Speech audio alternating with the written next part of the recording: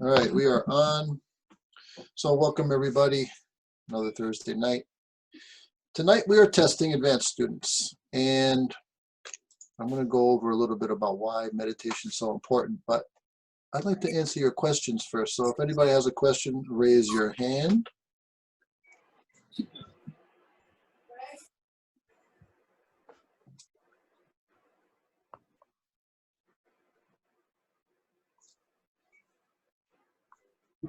You're muted, sir. Yeah, because I'm yelling at my wife. Oh, okay. Sorry, sir. Trying to get Disla in here. Okay. Complicated night. All right. So questions. Giving you a chance. Well, Sifu, how long have you been meditating, and what could you say about your journey of meditation? That's a good question. How long have I been meditating? Started around 1984. Ever since. My journey. You know what? I have to be honest. My journey started because, people my age interested in martial arts probably grew up with the Kung Fu series or the Karate Kid movie and Green what Hornet. else is going on? Green Hornet, sure. What else? Bruce Lee, right? So you go back to all that stuff and you watch and you see there's always this wise old master, and they always would show them meditating at some point. That was like the master would be meditating. And this is true for all martial arts of the East that I've ever come across. Most, I couldn't even give a percentage, well over 90%, do not meditate in their schools. Most martial artists do not meditate. So when I have a line that I actually got from my good friend from Detroit area, Shifu Brown, that meditation is the foundation of all true martial arts. That is not mine. That was his. I use it because that's exactly how I feel. And when you ask me my journey, it was never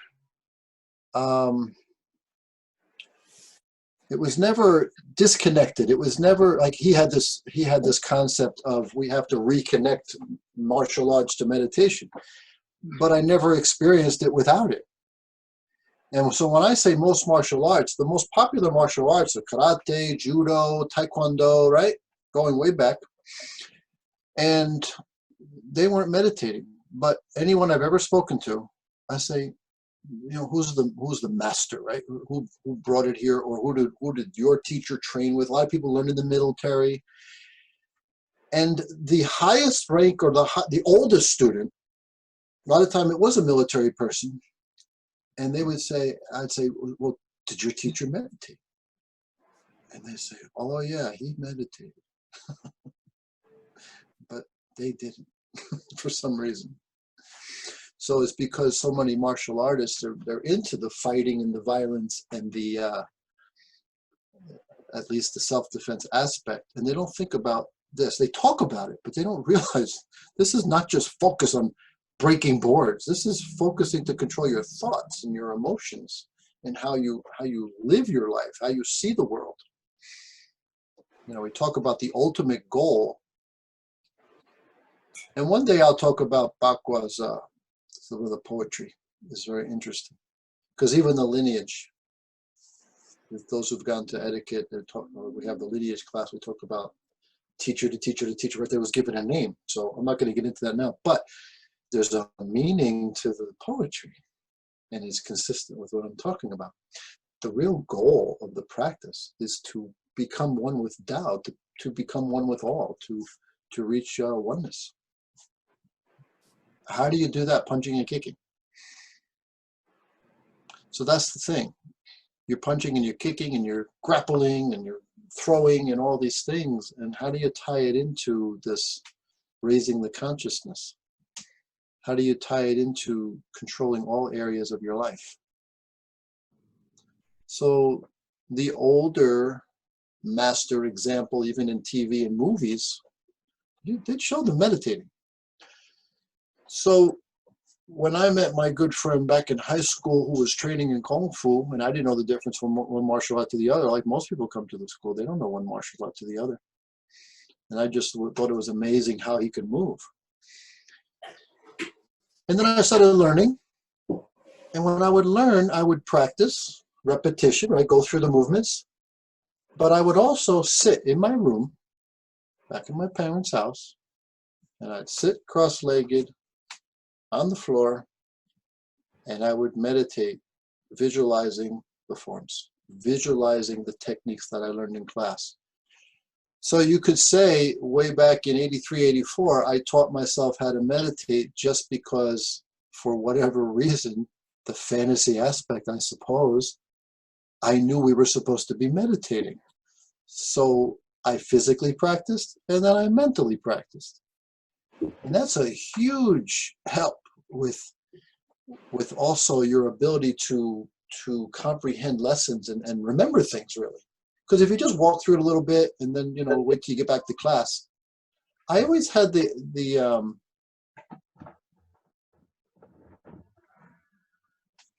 I didn't want to come to class and not learn something because I forgot something. You know, it's one thing the teacher wants you to review things, but the other one is you forgot it, so they have to keep teaching you over and over. And so, you know, it's my time, it's my money, I valued it and I wanted to get the most of it, my time with my teacher. And I was taking, you know, personal lessons, private lessons early on, just because of the way the structure of the school was. That first teacher had a job and everything. He just had a few hours a week that they were teaching. And so I didn't want to waste that time. It was once a week. You know, you guys could come 7 days a week if you want, especially when we had what looks like is behind me. But you think about that. You master this, it's much easier to learn more because a calm mind can comprehend, a calm mind can absorb, can learn, can remember. So over time, that ended up coming into school, like learning in school, reading and having to remember things. And it was better because of martial arts, because I did that. So that was my journey. And then, of course, when I first met my, so I started Bagua training in 87, but I started with Grandmaster Park in 91. I almost moved to China because I wanted to study Bagua more. It just blew my mind when I started learning it because it was so different than the other stuff. And then Shizu's they sent out a flyer, and I was on some list, and I went down to Baltimore to take a class. Maybe the first class was New York. They had a seminar, and when I finally took my first class, they wanted they wanted a commitment, just like we would have 12-month commitment. You know, we don't want to just have you coming in month to month or anything like that. So I was very hesitant because I'm coming from New Jersey. I had to drive 3.5 hours to come to class. Now, why am I telling you this?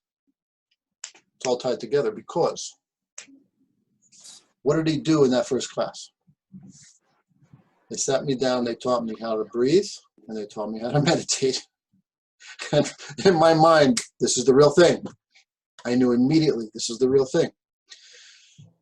So pretty much self-taught in the 80s for meditation, other than, you know, the training is always meditation, but I mean actually sitting meditation and just visualizing. And then I also had my second teacher, Yang Jingming. I would go spend the day with him once a month in Boston. I forgot about that. That was 1986, 87 also. So same styles I was learning. And he would sit me down at lunchtime. I'd sit next to him on the couch. So if I moved, I'd be in big trouble. So there's my journey, okay? First on my own, first couple of years visualizing forms, then sitting with the master on his couch, just sitting in posture, He would sit next to me, turn the lights out, and we'd have to just sit for an hour. I'm not allowed to move. And that's why when I got to Grandmaster Park, when they sat me down the first class to teach me meditation, I knew it was the real thing. So you look back on what martial arts really were, it was about conquering yourself. It's about making a better life. And so I always spent the time sitting and meditating. I don't know what more voyage I can tell you about, because since then it's just, just every day, always working on this.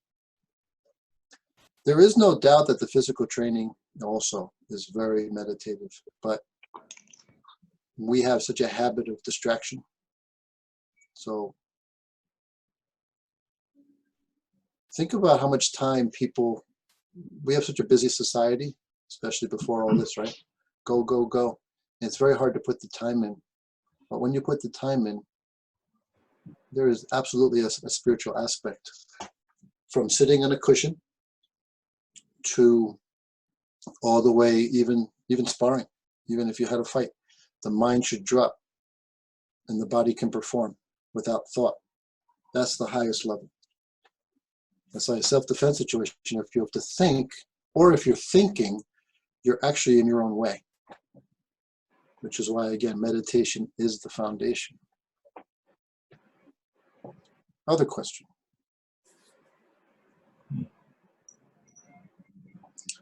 Okay.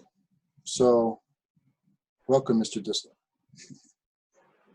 Hello, Sifu. Got you in here quick, huh? All right, so let me see if I can share something. Yeah, of course, it's not going to work, right?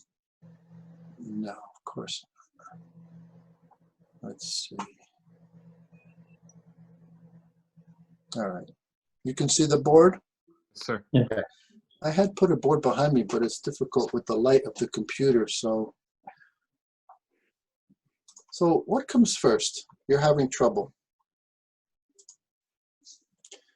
The first thing you got to do is use your body. Warm up, right? Start getting the physical body going. Then, let's see. Then, what would come next? Physical, right?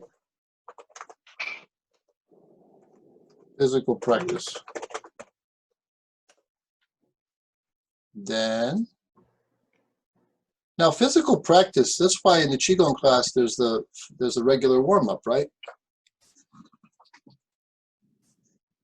You can just throw palms is already physical practice, working on power, for example. Power exhaling, right? That getting things awake and getting things loose.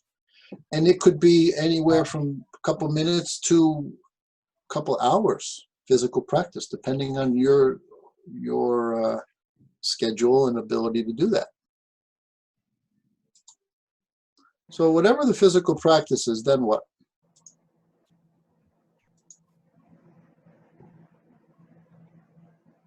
Cool down, sir.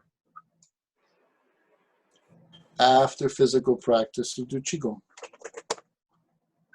And that can be considered like a cool down, right? Warm up, cool down. Then what? Breathing. We're breathing. So this is the thing. You want to meditate, and I'm showing all this stuff.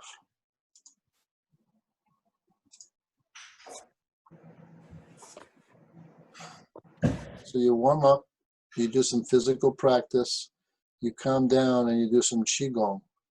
Depending how hard you worked out, the Qigong is really going to smooth out the circulation. So it really helps to avoid injury, keep the smooth flow of Qi and blood going. You calm down. You can sit. Breathing.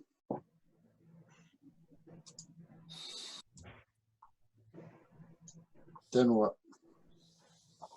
Meditation. See, if you're practicing breathing properly, breathing should get you to The ability Meditate. to what? Meditate. Meditation. Everybody can see that? Yes, sir. Yes. Yes? Yes, sir.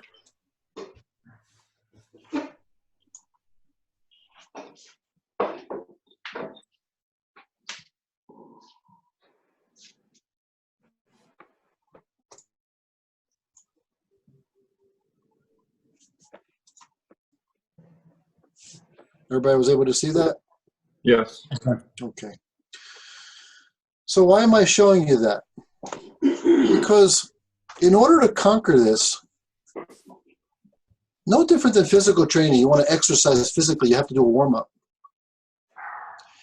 You also need a transition from your stressful day, from your stressful time in life, right? Things you're worried about. And that's why I said this week I was talking about a lot of stress, a lot of worry, people allowing themselves to get into a downward spiral because you think the only time to practice is when you're feeling good and you have all this free time.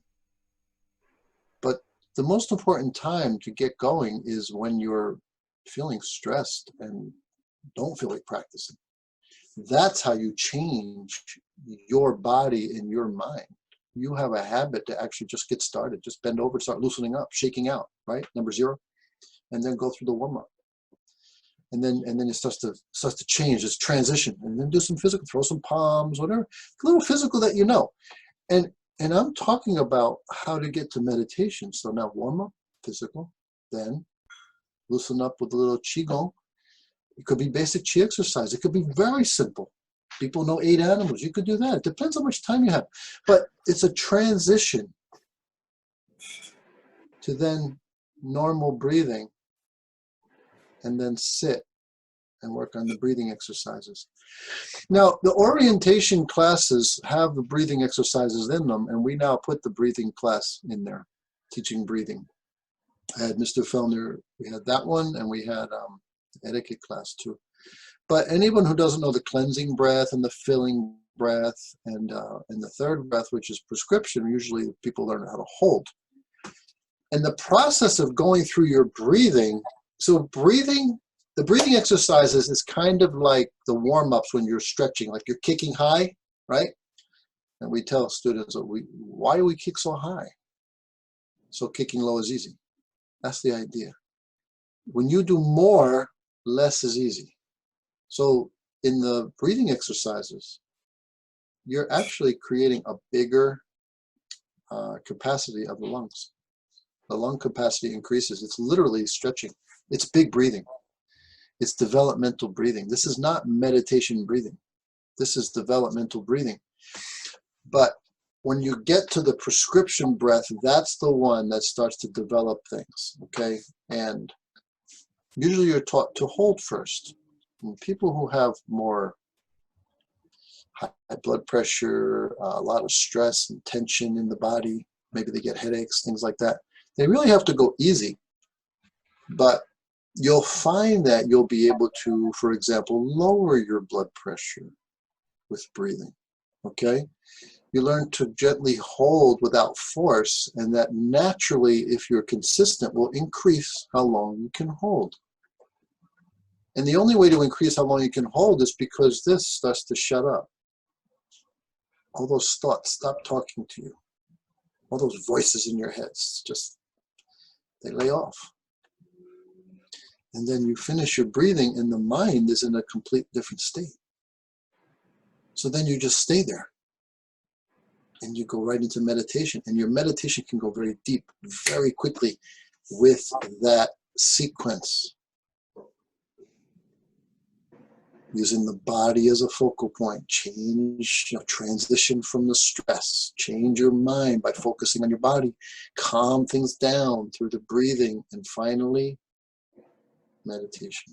Now that meditation could be 5 minutes, which is really just a little relaxation period, to 1 or a couple hours. People meditate for hours.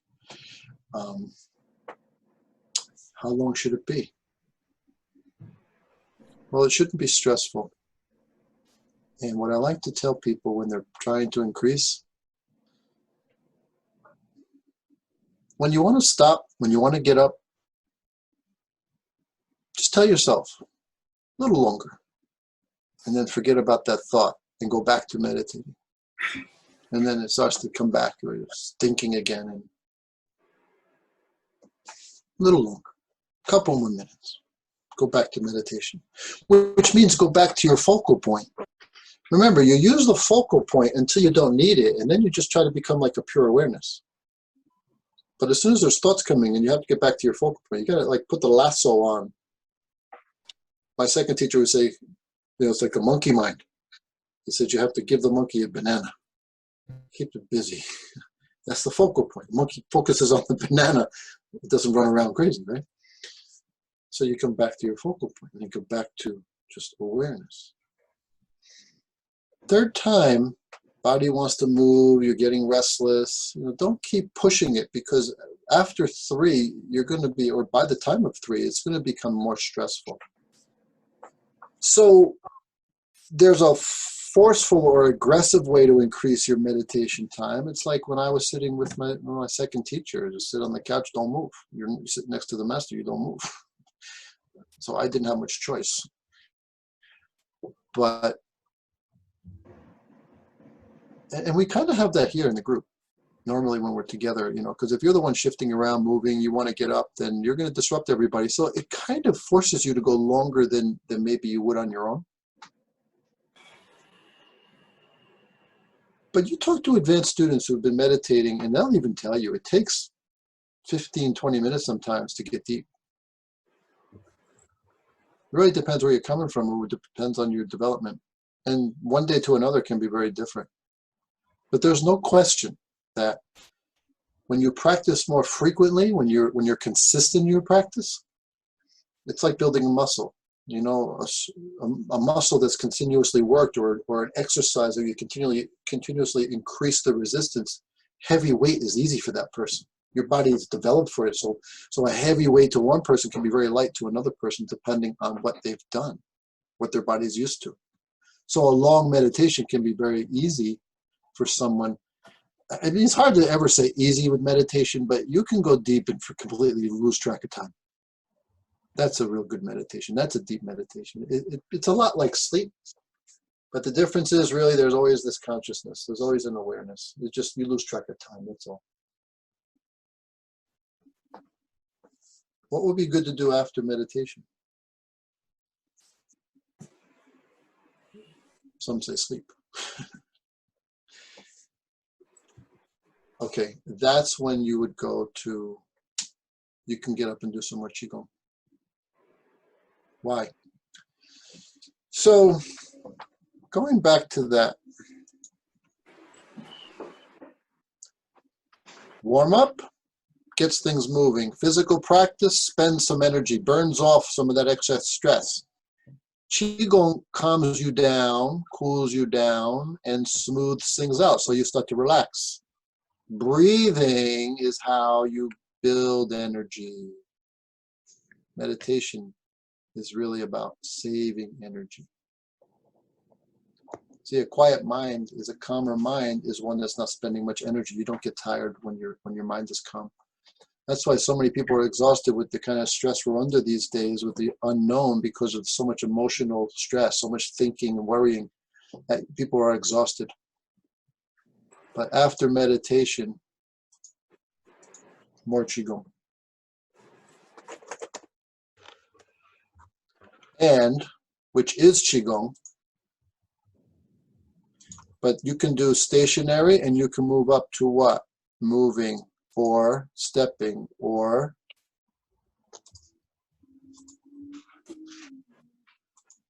it's the perfect time to do circle walking.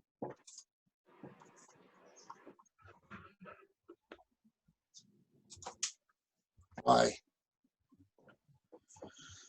So you're at the point of the calm, quiet, everything's wonderful mind for meditation. And let's say it's the morning and you wanted, because that's the best time to be doing all that, right? If you could, if you had the schedule in. That would be optimal. Now you got to get on with your day. Should you just jump up and jump in the shower and start running and rushing? That would destroy a lot of what you just did. So you start moving gently again, keeping the meditative mind, and now your qigong is more powerful. The qi and blood is going to fill you so much stronger. And you might do something stationary, so it's just the upper body. And then what is circle walking? The first, most important, fundamental, and basic circle walking is the upper body is still while the legs are moving. The body sits in the meditation. Kind of a meditation posture with maybe dragon or something like we've shown people. But then the legs walking you very smoothly, lightly, like you're on wheels. So now the big muscles of the legs, the hips, is pumping qi and blood through the system. You can get a profound feeling of qi and blood. You can feel the swelling and fullness in the whole body, really. But it'll push the qi and blood and make you very warm and make you very comfortable. And it's also moving meditation, so it's active, which means when you settle that one, you're more ready to go into your day active, but with that meditative mind. And recently I talked about brainwaves, how beta is the busy mind, working, busy, and alpha is more of it's a calmer place. It's more of a in the moment mind. Theta being more meditative mind. Most people spend so much time in beta that they can hardly get to alpha for meditation, but you're supposed to live in alpha. So then you can move up when you need to work, and you can move down when you need to for meditation to get a more profound effect. So now, because of your practice doing physical, you have a better, more connected transition from practice to life, making life a moving meditation. That's a much nicer way to live.